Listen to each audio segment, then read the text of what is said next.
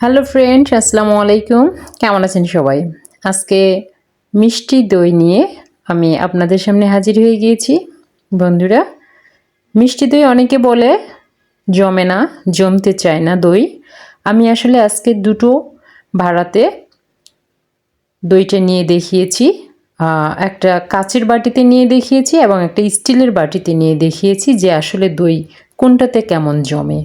তো বন্ধুরা, দেখতে পাচ্ছেন আমার দই দুটোতেই খুব সুন্দর পারফেক্টভাবে জমেছে। চলুন বন্ধুরা, দেখে আসি পারফেক্টভাবে কিভাবে তৈরি করে নিতে হয় দইয়ের রেসিপিটা। আমি চিনি দিয়ে দিলাম অ্যাট ফার্স্ট, পানি দিয়ে দিলাম, যতটুকু চিনি দিয়েছি ঠিক ততটুকু পানি দিয়ে দিয়েছি আমি কড়াইয়ের মধ্যে। এখন আমি এটা ক্যারামেল করে নিব।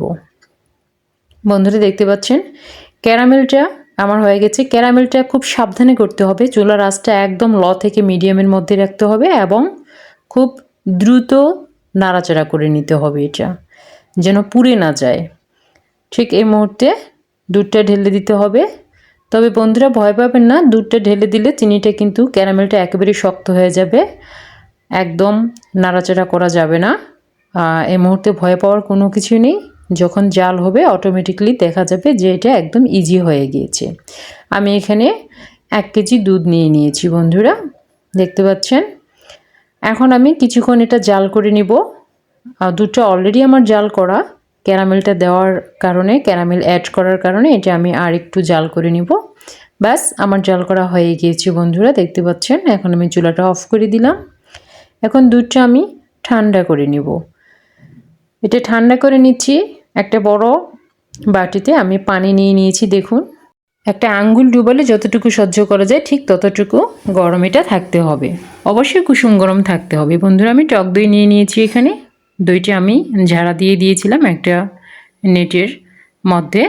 এখন এটা আমি একটু মিক্স করে নিচ্ছি ভালোভাবে। দইটা অবশ্যই ভালোভাবে মিক্স করে নেবেন। এখন এই দইটা আমি সেই জাল করা দুধের মধ্যে মিক্স করে নিব। খুব বেশি টক দই দিয়েছি তাও না, আমি এখানে আসলে 20 গ্রাম, অনলি 20 গ্রাম টক দই ইউজ করেছি 1 কেজি দুধের মধ্যে। বন্ধুরা, এখন আমি একটা হ্যান্ডউইচের সাহায্যে খুব ভালোভাবে এটা মিক্স করে নিব দুধটার সাথে। দেখতে পাচ্ছেন একদম ফেনা উঠে যাচ্ছে।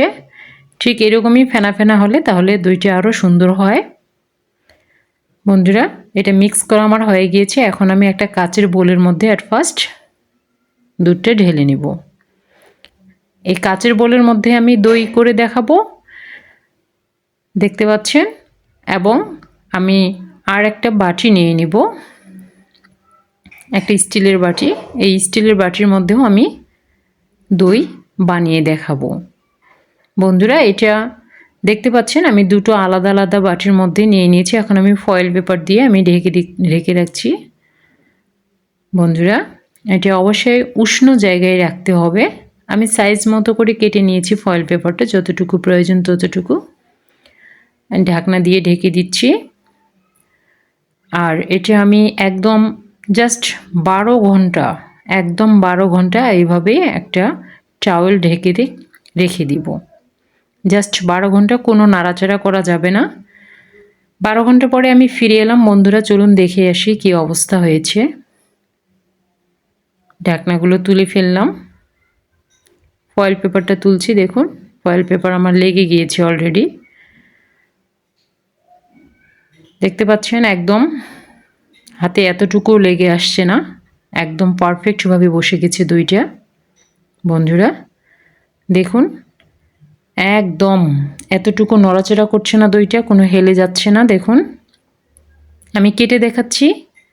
ও ফাইন, খুব সুন্দর হয়েছে। দেখুন বন্ধুরা, আমি এটা দইও কেটে দেখাচ্ছি। দেখুন, একদম পারফেক্টভাবে দই আমার বসে গিয়েছে। আপনি যে কোনো ভাড়াতে বসান না।